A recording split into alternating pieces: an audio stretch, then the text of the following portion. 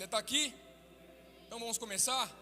Queria começar a mensagem de hoje compartilhando uma mensagem, ou melhor, uma conversa que eu tive com o nosso querido pastor Jean. Solta o vídeo aí, por favor.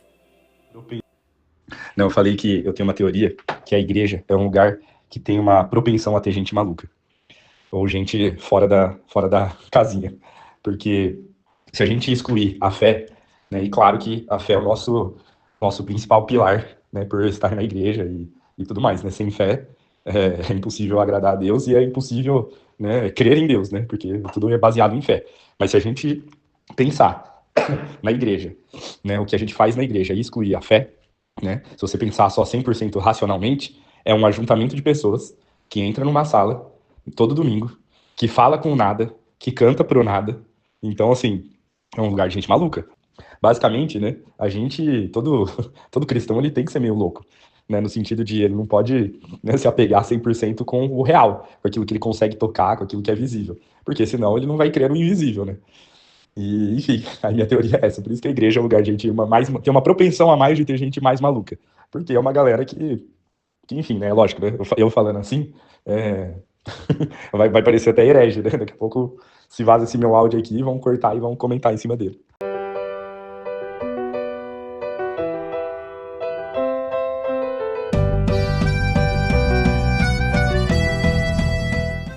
Essa foi a nossa conversa profundamente teológica.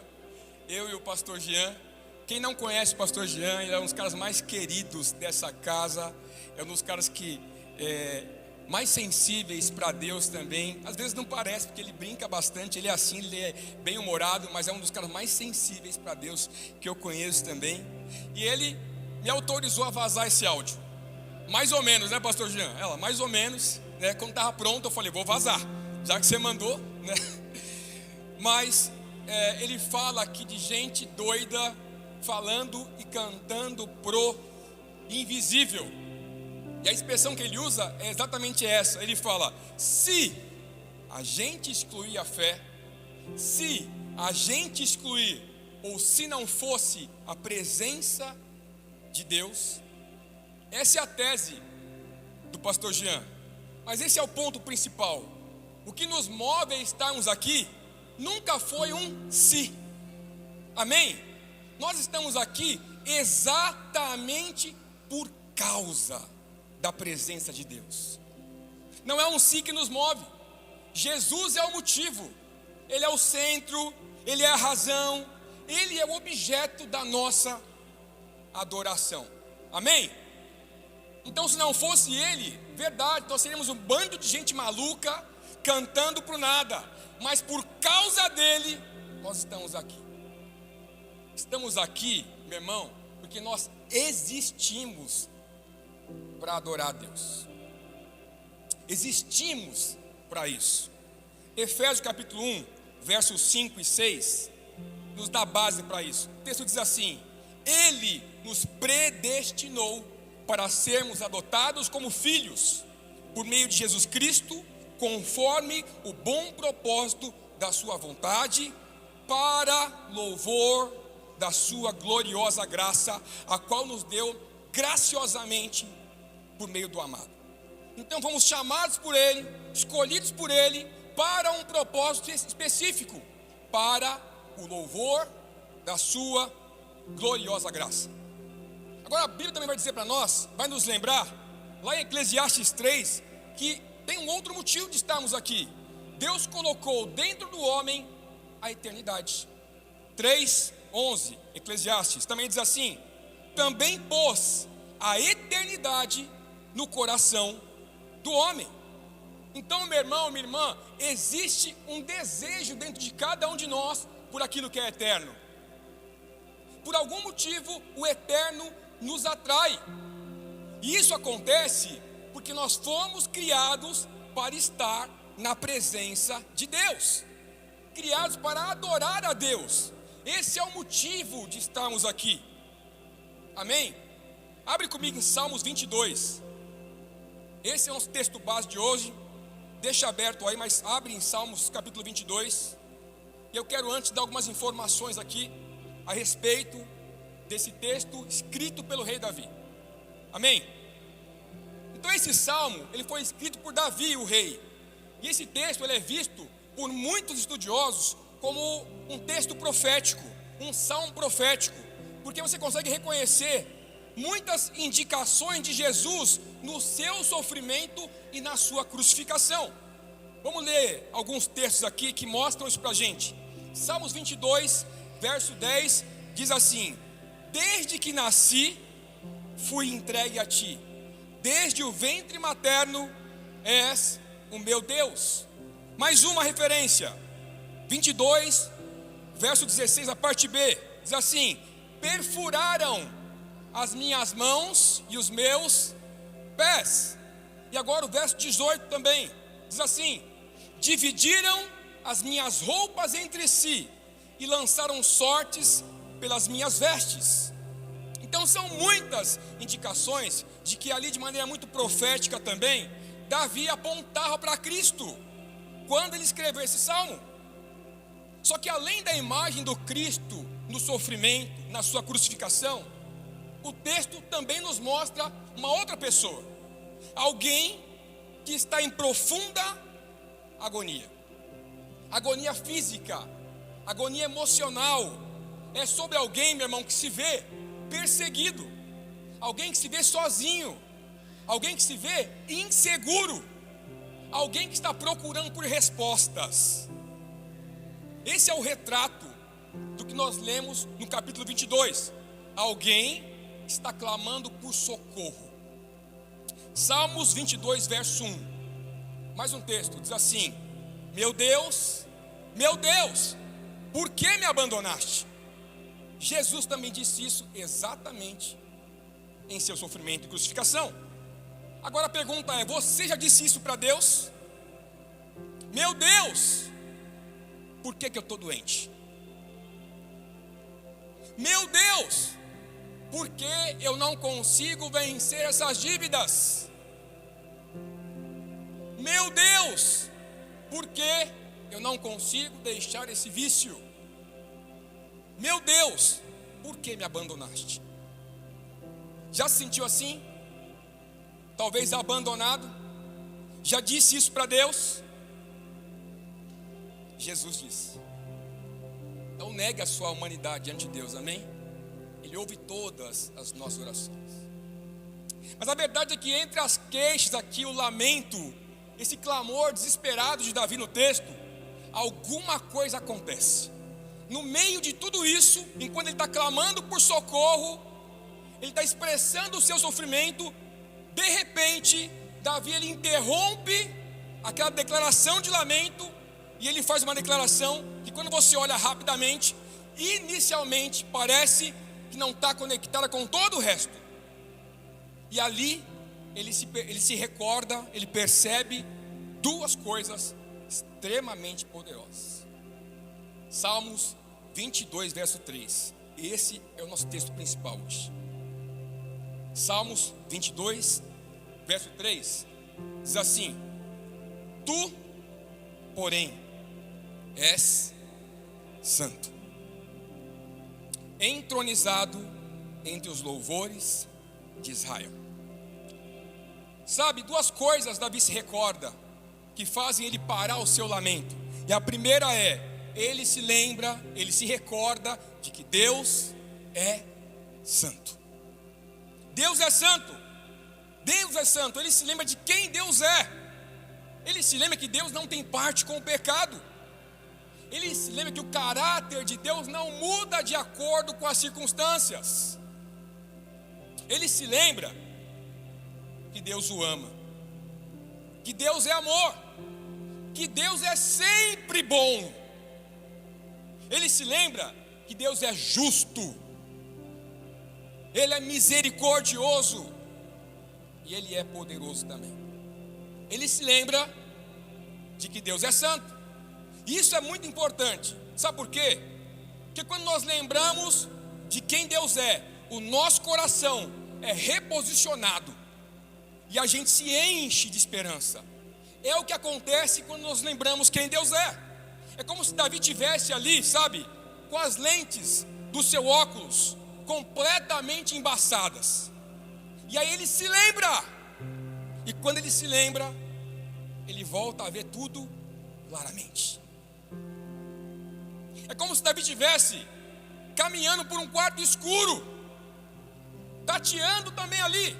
Aí ele se lembra de quem Deus é, e a luz acende, e ele se sente seguro mais uma vez.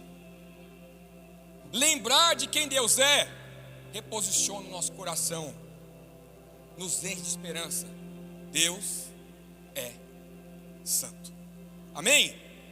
E a segunda coisa que Davi se recorda, que ele acrescenta, ele se lembra: Deus é santo, e ele diz: Deus está entronizado entre os louvores do seu povo.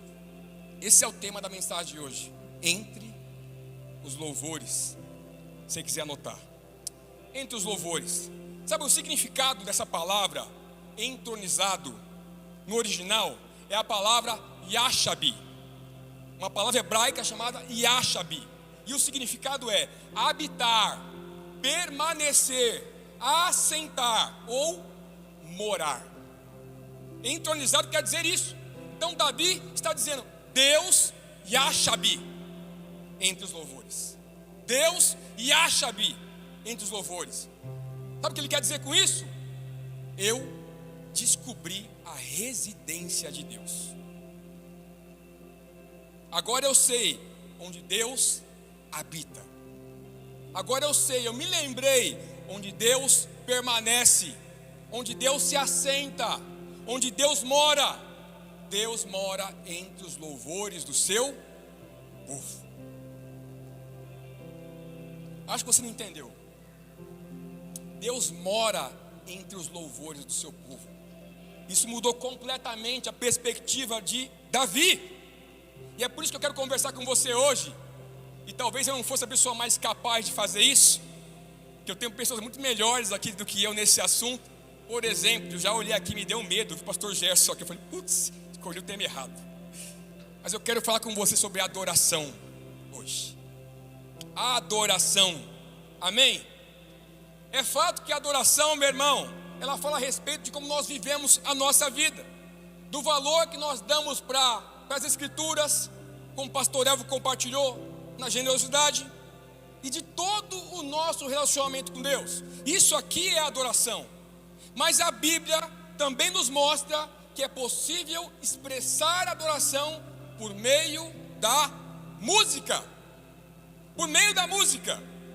E eu quero compartilhar com você, especificamente hoje, a importância da música para o povo de Deus. Porque talvez você vem para cá e não entende exatamente o que acontece entre os louvores. Enquanto estamos aqui, existe algo de muito especial quando nós nos reunimos como igreja para adorar a Deus com música. E a verdade é que quando nós olhamos para a história do povo de Deus, é muito fácil perceber que a música sempre foi presente. Na verdade, a música sempre fez parte da identidade do povo de Deus. É isso que a música representa para nós. Eu vou citar só alguns versículos para a gente correr. Se anota e lê em casa, tá bom? Então, primeiro, Êxodo capítulo 15, verso 1. O que acontece aqui? Nós vemos Moisés convocando o povo, Moisés e o povo cantando para o Senhor, logo depois da libertação do Egito. Música. Agora mais uma referência, Salmos 33, verso 1. Aqui o salmista ele convoca o povo de Deus para louvar a Deus com muita alegria, mas também incluindo instrumentos musicais. Música. Mais uma, 1 Crônica, capítulo 16, verso 4. Aqui é importante. Nós vemos o rei Davi preparando um lugar, uma tenda, um lugar para a presença de Deus. E não somente isso, mas nomeando homens que estariam continuamente diante de Deus, louvando e agradecendo. E mais uma referência, Atos 16, verso 25. Aqui vemos Paulo e Silas cantando hinos a Deus enquanto estavam presos e testemunhando dos feitos de Deus, da sua fé, para os outros prisioneiros, enquanto cantavam. Amém? Então fica claro para nós, que você pode encontrar momentos de vitória, momentos em que o povo expressava louvor por meio da gratidão, ou em momentos de sofrimento. A adoração como música sempre foi presente na vida do povo de Deus. Sempre. Isso revela para nós a importância do que fazemos aqui, coletivamente, quando nos reunimos em uma adoração corporativa, coletiva. Amém? Então guarda uma coisa no seu coração, guarda isso, tá? Para começarmos aqui, o tempo que nós temos aqui juntos, de louvor e adoração com música no culto, não se trata de simplesmente mais um momento na programação do domingo.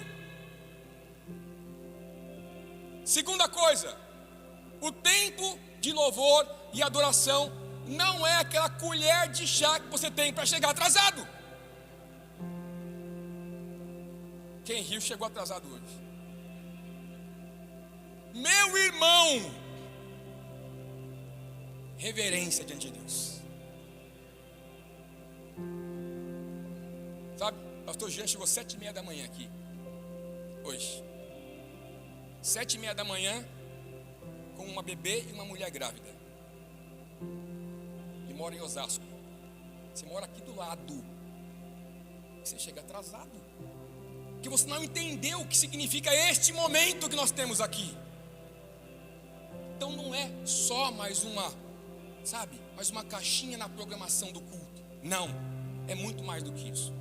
E a pergunta é, se esse momento ele é tão especial, a pergunta é, o que de fato acontece então, enquanto estamos adorando a Deus? O que acontece entre os louvores? Amém? Primeiro ponto, quero compartilhar 3 com você hoje. O coração da igreja é discipulado. Entre os louvores do seu povo, o coração da igreja é discipulado.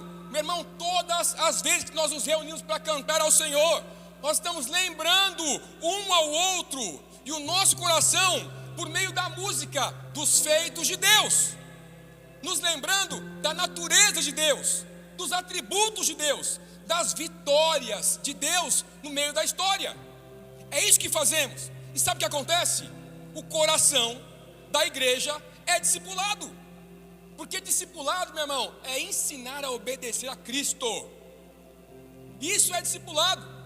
Então, o nosso tempo aqui de louvor e adoração é muito mais do que música. É discipulado.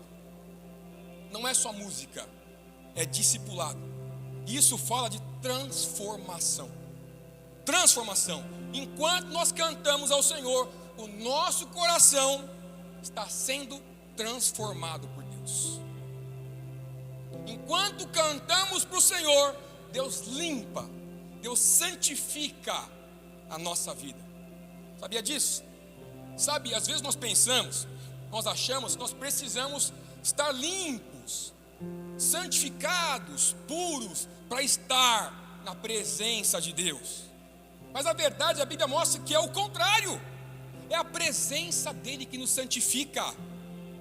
É estar na presença dele que nos limpa. Isaías capítulo 6, a gente vai ler esse texto também. Ele relata isso para nós. Ali o encontro do profeta Isaías com o Senhor. E ele tem um encontro com a santidade de Deus. E sabe o que acontece? Ele se vê como um homem impuro. Mas qual que é o resultado daquilo ali? Ele sai daquele lugar santificado. Isaías 6, versos 6 e 7 diz assim: logo um dos serafins voou até mim, trazendo uma brasa viva, que havia tirado do altar com uma tenaz. Com ela tocou a minha boca e disse: veja, isto tocou os seus lábios, por isso a sua culpa foi removida e o seu pecado perdoado. Meu irmão, entre os louvores, a cada encontro, um de cada vez, o coração da igreja é discipulado e nós somos santificados por Deus. É isso que acontece. Repete comigo assim, ó. Repete. Não é só música. é discipulado. Amém? Só que outra coisa importante nós lembrarmos também nessa manhã: a música sempre teve um caráter pedagógico para o povo de Deus. Lá, especialmente no Antigo Testamento, a fé sempre foi compartilhada oralmente e muitas vezes de maneira cantada. Era assim que compartilhavam a fé antes. Então a música sempre teve esse poder de ensinar, esse poder de nos fazer guardar os preceitos de Deus no coração. Quer ver um exemplo? Deuteronômio 31, verso 19. Deus manda Moisés escrever uma canção que servisse como testemunho. Está lá, 31, verso 19. Diz assim: agora escrevam para vocês esta canção, ensinem-na aos israelitas e os façam cantá-la. Desse modo será uma testemunha a meu favor contra eles. Até aí. Então a música tinha essa função de ensinar o povo de Deus e de alertar as futuras gerações do que poderia acontecer se eles se afastassem de Deus também. Sabe, eu nem lembro quantas vezes eu cheguei aqui pesado. A gente não fala muito, né? Mas quantas vezes chegamos aqui pesados na alma? Sabe, com dúvida no coração? Eu tenho também. Sabe, chateado com o irmão, vontade de matar alguém, esganar aquele irmão que fez algo com você na semana? Você sabe esse sentimento, né, pastor Elvio? Alguém pelo menos me ajuda. Você chega aqui com o coração pesado, e aí de repente alguma coisa acontece entre os louvores, e Deus muda o nosso coração. Sabe, é bravo com alguém, a gente chega e você termina o louvor orando por aquele irmão, e no final do culto pedindo perdão para ele, assumindo a culpa. Ou foi eu, esquece, vamos ficar bem e tal, desculpa. Por que isso acontece? Porque não é só música, é discipulado. O Espírito Santo está discipulando os nossos corações enquanto nós o adoramos. Então, quando você escolhe participar de todo o coração, deixa eu dizer de novo, de todo o coração.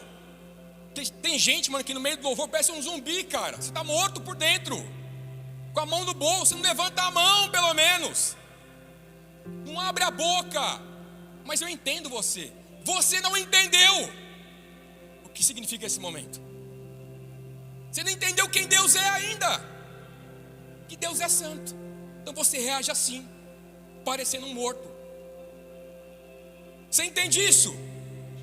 Porque nesse momento Deus está transformando os nossos corações.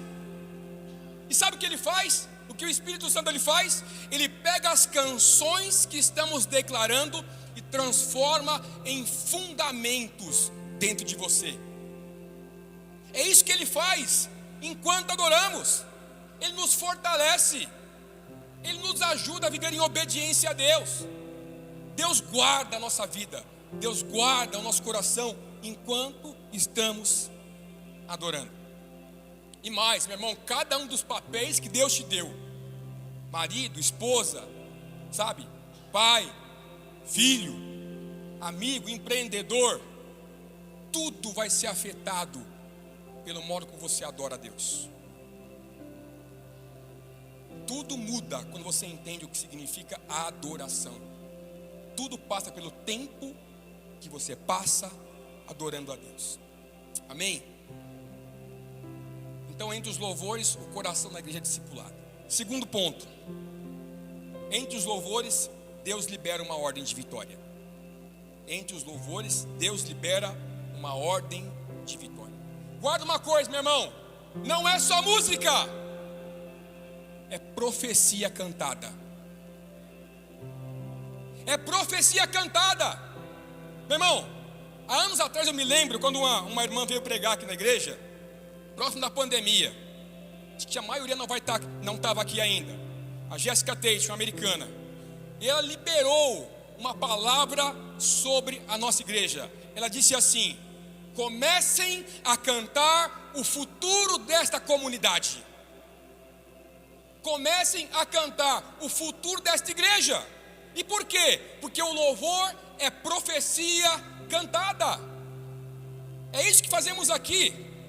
A verdade é que nossa comunidade sempre teve muitos bons músicos, ótimos cantores.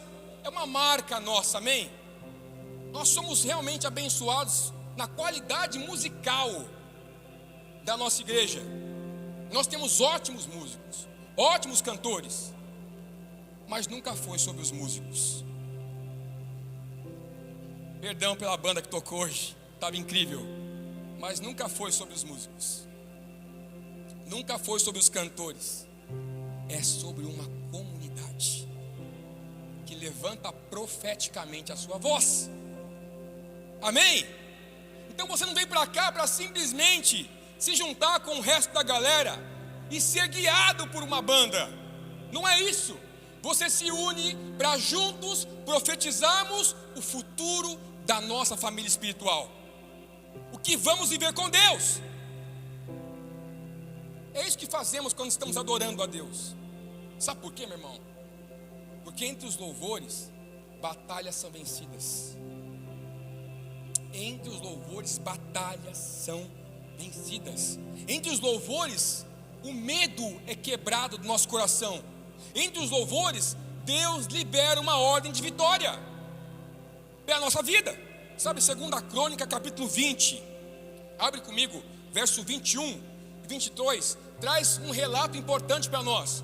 O rei Josafá vencendo dos moabitas e dos amonitas.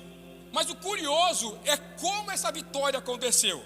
2 Crônica, capítulo 20, verso 21 e 22. Diz assim o texto: depois de consultar o povo, Josafá nomeou alguns homens para que cantassem e louvassem ao Senhor pelo esplendor da sua santidade, indo à frente do exército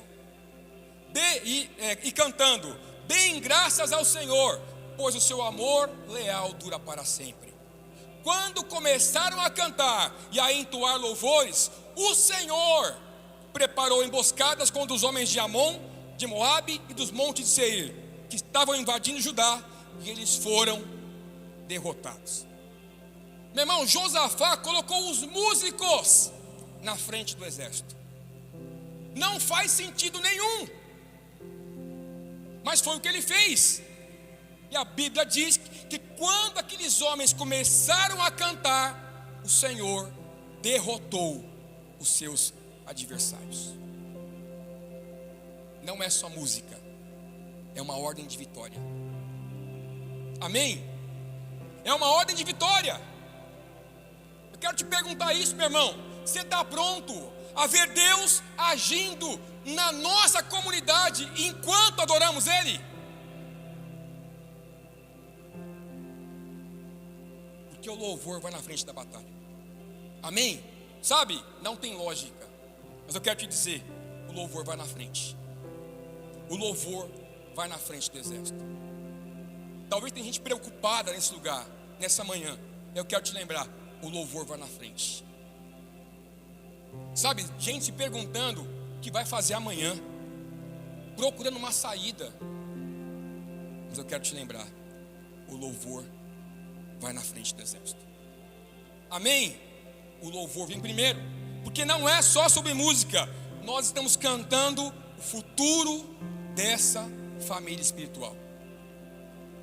Vou contar um testemunho breve meu também da minha família. Há anos atrás, eu tenho 2 filhos, a Lorena de 13 anos e o Pedro de 9 anos. E no meio, a gente estava numa outra comunidade também.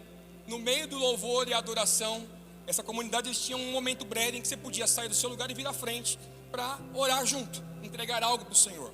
E eu me lembro que eu saí da minha cadeira com a minha esposa, a gente foi até a frente da plataforma, e a gente nem falava muito sobre isso, mas na hora que eu botei a mão na plataforma, Deus me deu uma visão clara do nome na minha frente: Pedro, brilhando forte, letras luminosas, Pedro, Pedro, Pedro. Cara, muito rapidamente, quem entende sabe como é que Deus faz. Eu entendi na hora que Deus queria que nós tivéssemos mais um filho. Eu apertei a mão da minha esposa e disse: ó, Deus quer que nós tenhamos mais um filho, e o nome dele é Pedro. Aí a gente teve uma discussão breve na frente da plataforma. Como assim? Mas é a hora. Não é assim, mas não sei o quê. Ah, mas se for Pedro, eu não quero, eu quero Benjamim. Eu falei: a mulher, para, não vi Pedro aqui agora, depois de conversa em casa. Entre os louvores, amém? Fato é que um mês depois a Andiara estava grávida. Entre os louvores do seu povo existe algo de profético. É isso que o louvor ele faz, ele desperta, ele libera o profético na comunidade. Então, quando nós cantamos nesse lugar, é isso que nós fazemos. Nós estamos profetizando o futuro da nossa família espiritual. E Deus te chamou para fazer isso. Sabe como? Com a sua boca. Você tem que abrir a boca, meu irmão, no louvor. Vou começar a andar pelos corredores enquanto tiver. Abre a boca, abre a boca. Já pensou se falta só você abrir a boca, irmão? Para Deus fazer alguma coisa nesse lugar? Abre a boca, levanta a mão, se entrega de coração. É mais do que música, é mais do que mais um momento no culto. Amém? E para terminar, entre os louvores, Deus é reconhecido. Deus é reconhecido. Sabe, quando nós estamos louvando a Deus, nós estamos continuamente reconhecendo a presença dEle nesse lugar. Porque o louvor, ele é, guarda isso, o louvor ele é uma declaração de fé. O louvor é uma declaração de fé. Eu sei que muitas vezes nós nos vemos mexidos, movidos pelas nossas emoções enquanto cantamos para Deus. Não tem nenhum problema nisso, é natural que isso aconteça também. A gente se envolve realmente também, mas não se trata de simplesmente e de tão somente sentimento. É sobre uma decisão consciente. É uma decisão consciente que nós tomamos de crer, de reconhecer: Deus está neste lugar. Deus está nesse lugar. Sabe o que significa para nós? Você entrega tudo para Deus no dia bom e no dia mau também. É isso que o louvor significa. Nós estamos entregando a Deus, porque não depende de como nós nos sentimos. Não é isso. Nós fazemos porque sabemos quem Deus é. Nós louvamos porque sabemos quem Deus é. Então até quando tudo estiver bem a sua vida, sabe, muito bem, você vai levantar a sua mão, você vai abrir a sua boca, porque você e eu somos capazes de reconhecer que tudo que nós temos recebido vem das mãos dele, não é nosso. Mas também, quando tudo estiver indo muito mal, você também vai levantar as suas mãos, você vai abrir a sua boca, porque eu e você somos capazes de reconhecer que não importa o tamanho do nosso problema, a nossa vida está nas mãos de alguém que é mais sábio e poderoso do que nós, no dia bom e no dia mau, porque Deus é digno de adoração. Digno por quê? Porque Ele é quem Ele é, santo, por quem Ele é. Só por causa disso, não porque Ele faz alguma coisa, amém? Nós não o adoramos porque Ele pode fazer alguma coisa por nós, porque Ele vai entregar algo ou não. Nós o adoramos por quem Ele é.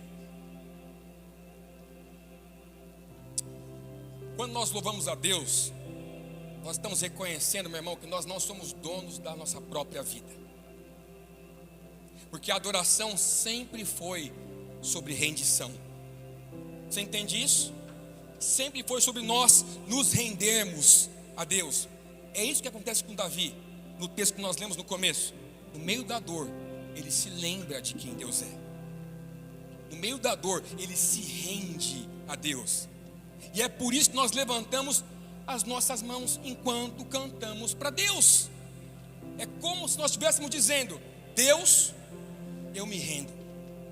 Tudo que eu sou pertence ao Senhor. tudo que eu tenho é teu. Nós estamos nos rendendo a Deus, entregando para Ele os nossos desejos, nossos medos, nossas preocupações, e confiando que Ele sabe o que é melhor para nós. Entre os louvores, nós reconhecemos quem Ele é. Amém? E quando nós reconhecemos a Deus, a sua presença nesse lugar, sabe o que acontece? Nós estamos convidando a Deus para manifestar a sua presença aqui. E sabe o resultado disso? Uma porta de milagres. Meu irmão, eu me lembro, eu vou contar um negócio bem bobo, tá, para você. Mas quando Deus me curou, no meio do louvor, de uma unha encravada. Eu sou meio maluco, vocês perceberam já, né? Eu não tô nem aí se eu canto bem, se não canto, grito mesmo, pulo, tô nem aí, né, meu? Eu sou assim, eu gosto de me expressar, porque é adoração.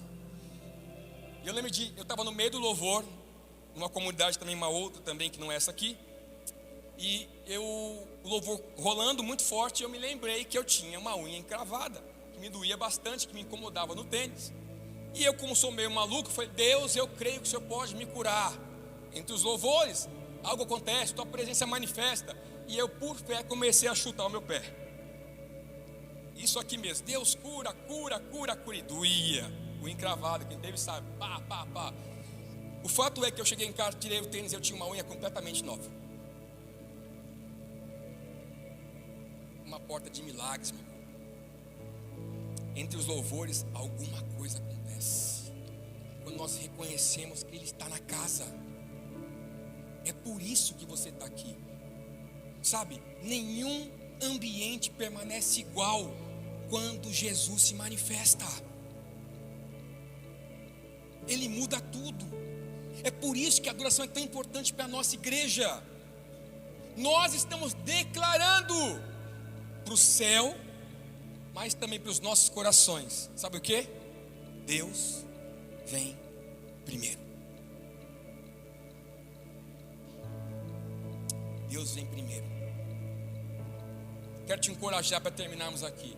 Não despreze o que Deus pode fazer enquanto nós escolhemos adorá-lo nesse lugar. O Salmo 22 fala sobre isso. É sobre alguém que está dizendo: nem mesmo a dor mais profunda vai me impedir de reconhecer quem Deus é. Deus é santo, e eu vou adorá-lo com a minha vida. Amém? Valorize cada momento de adoração. Se entregue completamente, porque entre os louvores, o coração da igreja é discipulado. Deus libera uma ordem de vitória, e a sua presença é reconhecida. Quero terminar lendo com você Jó capítulo 19, verso 25 ao 27. Jó capítulo 19, verso 25. Diz assim o texto: quanto a mim, eu sei que o meu Redentor vive, e que no fim se levantará sobre a terra. Depois que o meu corpo estiver destruído e sem carne, eu verei a Deus. Eu o verei com os meus próprios olhos, eu mesmo, não outro. Porque como anseia no peito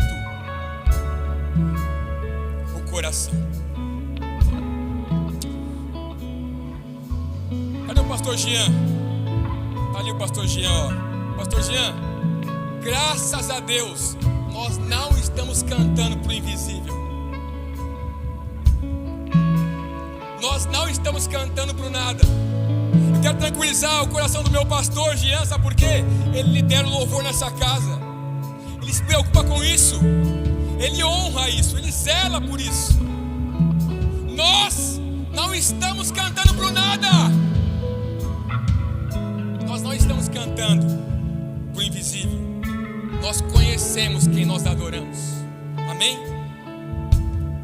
Fica de pé no seu lugar. É claro que nós vamos terminar adorando, porque Deus nos chamou como comunidade, igreja relevância, como uma igreja adoradora.